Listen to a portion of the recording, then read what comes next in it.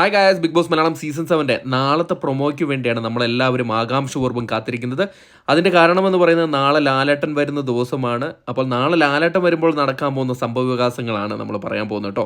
അപ്പോൾ നാളെ ലാലേട്ടൻ എന്തായാലും ജിസേലിനെ എന്തായാലും നിർത്തിപ്പൊരിക്കും എന്നുള്ളതിന് യാതൊരു സംശയവും വേണ്ട. കാരണം ജിസേൽ ബിഗ് ബോസിൻ്റെ റൂള് ഫോളോ ചെയ്യാണ്ടാണ് അവിടെ കഴിഞ്ഞത്. അത് പലതവണ വാണിംഗ് കൊടുത്തിരുന്നു, അത് പക്ഷെ പാലിച്ചിട്ടില്ല. അതുകൊണ്ട് നാളെ ലാലേട്ടൻ ജിസേലിനെ നിർത്തിപ്പൊരിക്കുക തന്നെ ചെയ്യും.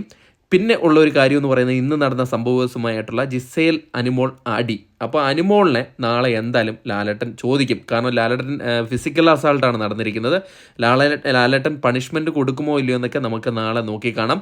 അതോടൊപ്പം വേറൊരു കാര്യം എന്ന് പറയുന്നത് എലിമിനേഷനാണ്. എലിമിനേഷൻ ആര് പോകും എന്നുള്ളതാണ് നമ്മുടെ മുമ്പിലുള്ള ഒരു കടമ്പ. അപ്പം നമ്മുടെ അൺഒഫീഷ്യൽ വോട്ടിംഗ് സൈറ്റുകളിലെല്ലാം കുറഞ്ഞ വോട്ടുള്ള മത്സരാർത്ഥിയാകാനാണ് ചാൻസ്. എന്തായാലും അതിനുവേണ്ടി കാത്തിരിക്കാൻ നമുക്ക് ആരാണ് പുറത്തു പോകുക എന്ന്. എന്തായാലും ഒരു 2 പേരാണ് നാളെ എലിമിനേറ്റ് ആവുന്നത്. അതിൽ ഒരാൾ നാളെ എലിമിനേറ്റ് ആവും.